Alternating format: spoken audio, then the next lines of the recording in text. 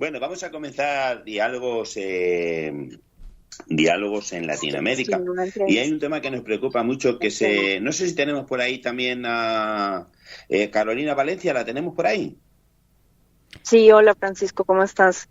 Ah, bueno, bien, ya estamos todos, completico. Alex, así que está Ok, también tú. Bueno, yo quisiera empezar hablando un poco sobre el cambio climático y las consecuencias económicas y medioambientales que está sucediendo. Vamos a empezar por Ecuador y luego entraríamos en Colombia y luego, bueno, haciendo un poco una similitud con lo que está pasando en España. Alex, ¿qué opinas al respecto del cambio climático y sus consecuencias económicas y medioambientales? En Ecuador, concretamente. ¿Qué tal, Francisco? Buenas tardes allí en la Argentina. Pues sí, aquí tenemos una un fuerte impacto sobre la sequía que está azotando a una parte de esta región latinoamericana y en concreto en Ecuador. Ha sucedido, está diciendo aquí con energía 10, 14 horas, ahora tenemos 8, no se sabe mañana, pero es por la falta de previsión de los gobiernos neoliberales en los años, ¿no? Moreno, Lasso y ahora especialmente Noboa. Entonces, hay ocasiones siempre, en que el modelo neoliberal aprovecha los efectos del cambio climático para su propio beneficio. En el caso del presidente actual de Ecuador, Daniel Noboa, pues ve esto como una oportunidad para generar caos, para tener todas las medidas legales aprobadas por la Asamblea Nacional, que es el Congreso de los Diputados aquí, en virtud de privatizar el sector energético, en el sector eléctrico, vía privatizaciones, vía concesiones, vía alianzas público-privadas. Esa línea, pues claro, el efecto principal sobre esto es la subida de las tarifas de energía eléctrica en Ecuador, que de momento no se ha producido porque están puliendo todo esto en unas leyes que han sido aprobadas incluso con votos de la RC5, de Pachacuti, de todos los, entre comillas, partidos progres en Ecuador, y eso obviamente a la larga va a afectar a la economía nacional, más de lo que ya está afectando ahora mismo por la falta de mantenimiento del otro sector, que son las termoeléctricas. No solo las hidroeléctricas abastecen de energía a Ecuador, sino las termoeléctricas, y claro, sin ese parque energético fundamental, obviamente más que evidente. Bueno, Carolina, ¿cómo está afectando esta política? O sea, ¿cómo está afectando? Tú ahora has estado en la COP16, creo que aquí han sacado distintas conclusiones. ¿Cómo ves en general, cómo está afectando todo esto, este cambio climático a Colombia, a las cuencas del Amazonas, en fin, todas estas cuestiones? Y si el gobierno de Petro, porque ya vemos que en México, o sea, México en Ecuador no está haciendo absolutamente nada, cortes de luz y no busca nada alternativo. En Colombia, ¿cómo estaba este tema? Sí, buenas tardes también a Alex. Bueno, en Colombia estamos ahorita con un fenómeno, pasamos ya la sequía que nos está perjudicando aquí en Bogotá, en la capital del país, con cortes de agua. Se tenía previsto, si no llovía, también cortes de energía por los mínimos de su capacidad. De la COP, ¿qué sacamos? De la COP se sacó, no se logró el compromiso de deuda por naturaleza que el presidente Gustavo Petro llevó a la ONU hace 2 años. Eso no se logró. No se logró tampoco el acuerdo más grande, que era el de financiar el tema de las energías limpias, del tránsito hacia las energías limpias.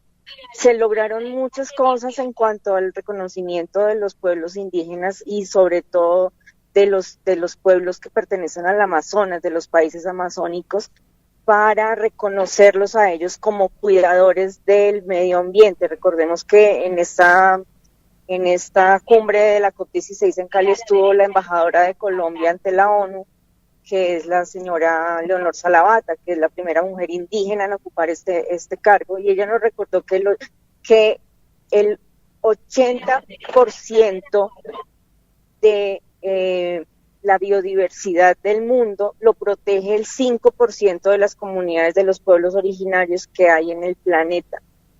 Entonces, en ese sentido, sí se logró ese reconocimiento para los pueblos indígenas, para los campesinos y para las comunidades afro. El cambio climático está afectando muchísimo y las consecuencias económicas van a ser muy graves, sobre todo ahora con la elección nuevamente de Trump como presidente en Estados Unidos, sí. Porque recordemos que él es un negacionista del cambio climático. En ese sentido, pues no van a haber muchos apoyos económicos que tampoco se lograron en la COP. Se creó un fondo especial para eso, pero no se ha especificado concretamente cuánto es lo que las empresas deben aportar a ese fondo y si es obligatorio o es voluntario. Y en ese sentido también la cumbre de la COP, la plenaria de los países invitados, no ha terminado. Esa plenaria está en continuación, no sabemos cuándo va a ser ese día, pero no ha concluido. Otro tema también, bueno, tú nuevamente lo has dicho ahora, Carolina, el triunfo de Donald Trump ayer, en el martes, el supermartes, ¿no?, que le dicen en Estados sí. Unidos. ¿Cómo, para Alex, qué incidencia tiene que Donald Trump puede ser, que es el nuevo presidente, o va a ser el nuevo presidente de Estados Unidos, qué incidencia tiene en la política internacional con respecto a Ecuador o a los países latinoamericanos en general? ¿Qué influencia crees tú que va a tener? ¿Va a haber un cambio sustancial de política? ¿Va a ser más de lo mismo? ¿Qué opiniones? ¿Qué se respira por el pueblo ecuatoriano al respecto? Alex o yo. Alex. Okay. Alex, ok. Hola, Carol. Un abrazo. Hola, Alex. Un abrazo igual. En política internacional, Ecuador no tiene ningún tipo de análisis, ni debate, ni nada por el estilo.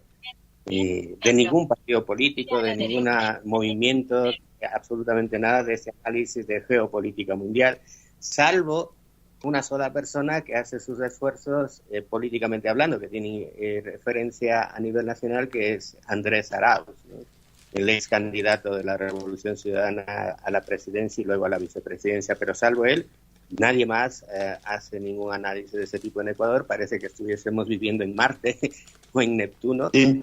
O pues somos súper mega potencia, que nos importa poco lo que suceda en el exterior. Respecto a lo de Donald Trump, para América Latina y en concreto para Ecuador, la política no va a cambiar. Vamos a seguir siendo el trasero, y más con toda esta injerencia belicista por parte del Comando Sur de la señora Laura Richardson, que no ha dicho nada a Donald Trump sobre si la va a continuar o no. Lo único que ha mencionado, y habrá que ver cómo lo hace, es que una vez que llegue al poder, ahora ya que es presidente, el conflicto, la guerra en Ucrania va a terminar al día siguiente. No sabemos si con una claudicación ante la evidente derrota de la OTAN allí por parte de Rusia, y cómo va a ser esa implicación luego para involucrar a toda Europa en una ya guerra frontal contra Rusia, que es el objetivo de los halcones del Pentágono norteamericano. Pero también ha reforzado su apoyo incondicional al psicópata, al asesino, al terrorista mundial de Netanyahu en Israel. Entonces son unas ambivalencias que no se entienden, y de cara al continente latinoamericano y en concreto a Ecuador, pues obviamente va a mantener la política de ese acuerdo de las fuerzas, ese acuerdo SOFA, que es las siglas en inglés, de un acuerdo de cooperación militar con los Estados Unidos, en donde su objetivo es, es que ya lo tienen implementado desde el 2019 con Lenín Moreno, de forma no oficial, esa base militar en las Islas Galápagos de cara a una posible guerra abierta ya con China y Rusia y sus aliados ahora que ha culminado el BRICS, no son solo ellos, tienen un grupo muy fuerte de aliados, Rusia y China, pero claro, van a utilizar todo lo que es los puntos clave en el Océano Pacífico, control de la zona, con miras a China. Y aquí, obviamente, nuevamente todo se está manejando con la complicidad, la traición a una nación plurinacional, empezando por la Corte Constitucional, que es el Tribunal Supremo en otros países, sin ninguna oposición en el Congreso de los Diputados, en la Asamblea Nacional Ecuatoriana. De hecho, ahora mismo están en análisis de permitir a Daniel Noboa que convoque a una consulta popular, a un referéndum, para preguntar al pueblo si se modifique el artículo 5 de la Constitución para permitir bases militares extranjeras en nuestro país. Básicamente lo que son bases militares gringas, igual que tiene Colombia, con la falsa excusa del combate al narcotráfico, sí. Y que está ahora mismo en la Comisión de Relaciones Internacionales de la Asamblea Nacional, en donde se prevé una votación unánime tanto de la derecha como de la izquierda en una cuestión que nos pone, es que escalase este conflicto a nivel mundial, y esperemos que no, una tercera guerra mundial, pues a Ecuador lo pondrían como objetivo militar sí o sí, y eso es lo que se está desde aquí, Francisco. Vale, Carolina, perspectivas con el triunfo de Donald Trump para Colombia y la cuenca del Amazonas en general. Bueno, pienso muy similar a lo que acaba de decir Alex. Además, recordemos que Colombia es la entrada a Sudamérica y que tenemos dos océanos. En el Océano Pacífico se está gestando la creación de una nueva base militar que es en la isla Gorgona.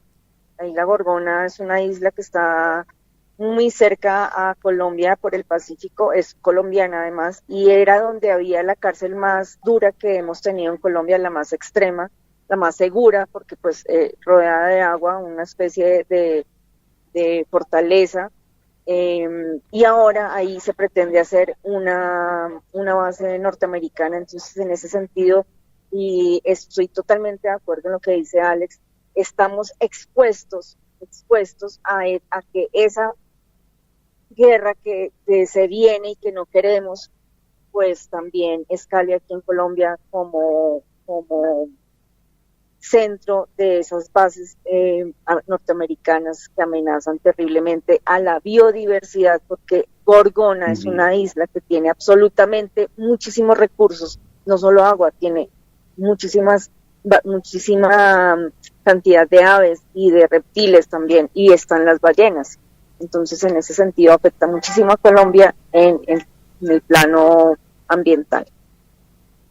Sí, aparte, lo que tú has comentado, ¿no? Ese negacionismo de cambio climático, que yo creo que hoy en día poner en discusión de que no hay un cambio climático, la verdad es que eso es propio de psicópatas de una ultraderecha recalcitrante, ¿no? Que no acepta la realidad. Todos aquí estamos un poco en la condición de que somos españoles y somos, porque todos hemos vivido en España. Yo ahora estoy en España, pero aunque resido en Argentina, vosotros al revés, estuvisteis en España y ahora estáis en Colombia, en Ecuador, respectivamente. ¿Cómo has visto lo del temporal, Dana, Carolina? Toda esta desgracia que ha acontecido en la Comunidad Valenciana. ¿Cómo la ha vivido el pueblo colombiano? ¿Cómo la has vivido tú personalmente? ¿Qué estimas al respecto?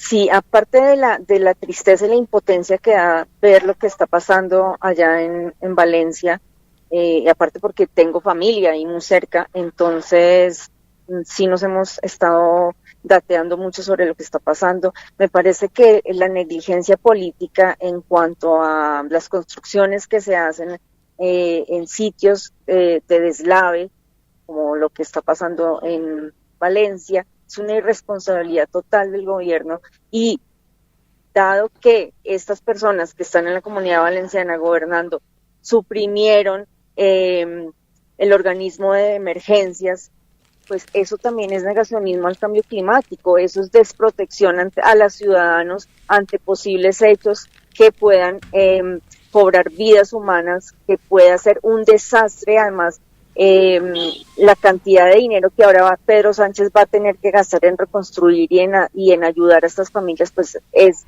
increíble. Creo que yo estuve dateándome desde el año 1538 más o menos, se vienen presentando estas danas ahí en la Comunidad Valenciana, y pues no se ha hecho gran cosa para que no siga pasando.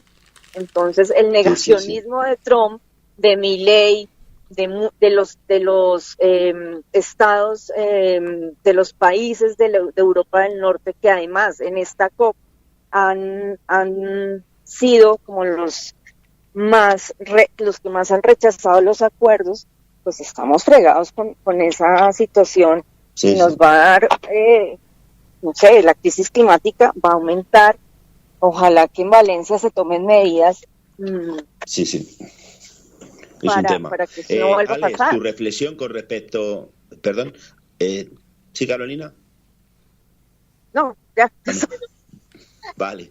Bueno, por el tiempo. Alex, tu reflexión sobre lo del DANA, el temporal DANA, y las consecuencias tanto políticas como que lo que está sufriendo el pueblo en general. Sí, Miguel Ángel, antes en el inicio del programa, pues dio un resumen bastante amplio. Miguel Ángel, nuestro compañero en París, y que es valenciano, que tiene su familia allí. A mí, reforzar lo que ha comentado Carolina, estas construcciones en áreas protegidas, y cuando se habla de áreas protegidas en Valencia y en el resto de España, no necesariamente tienen que ver con conservación de áreas ecológicas, áreas naturales, sino en áreas en donde no se debe construir, y eso hay que recordar que fue iniciativa de José María Aznar en esa burbuja inmobiliaria que luego estalló en 2007-2008. Ahí, de esos polvos, estos lodos, y hay que señalarlo. Luego, nosotros que hemos vivido en España, y vosotros también, que sois españoles, en la sociedad española se pierde de vista a un personaje muy importante dentro de lo que es el Estado español, que a nivel internacional pues es España, es un sistema monárquico, igual que es el Reino de los Países Bajos, ¿no? Y entonces esto, claro, el análisis es estrictamente político de acuerdo a los gobiernos autonómicos, en este caso de Carlos Mazón en Valencia, y al gobierno central de Pedro Sánchez. Pero es que hay alguien muy por encima de todos ellos, que es el jefe de Estado de España y el comandante en jefe de las Fuerzas Armadas españolas, que es el Borbón Felipe VI. Y claro, se pierde de vista como era Juan Carlos I, ¿no? El rey bonachón, el rey chistoso, etcétera, etcétera, pero que tiene toda la potestad para, si la inoperancia de los políticos es manifiesta, y así ha sido, pues tomar cartas en el asunto. Pues no, él también se lava las manos por lo... Pero eso se tiene que señalar, porque para América Latina y el resto de personas que nos estén escuchando fuera de España, las leyes que se aprueban en el Congreso de los Diputados no son leyes, tienen que pasar por el aprobado del rey, y son decretos del rey. Real número tal, el decreto real número tal, etcétera, etcétera. Y ahí es donde la figura de Felipe VI se tiene que señalar sí o sí en el desastre que se ha producido en Valencia, más allá de todas las consecuencias y los antecedentes que se han mencionado, Francisco. Bueno, pues nada, muchísimas gracias a los dos. Carolina, un abrazo grande, compañera, por ahí por Colombia. Un abrazo muy grande, Francisco, y también a Alex y a todas las compañeras. La semana que viene te tenemos otra vez. Y Alex, un saludo grandote también por Ecuador, desde España. Siempre un placer, Francisco. Un abrazo a Carolina y a todos los compañeros y compañeras de la red. Muchísimas gracias. Vale, gracias a los dos y seguimos.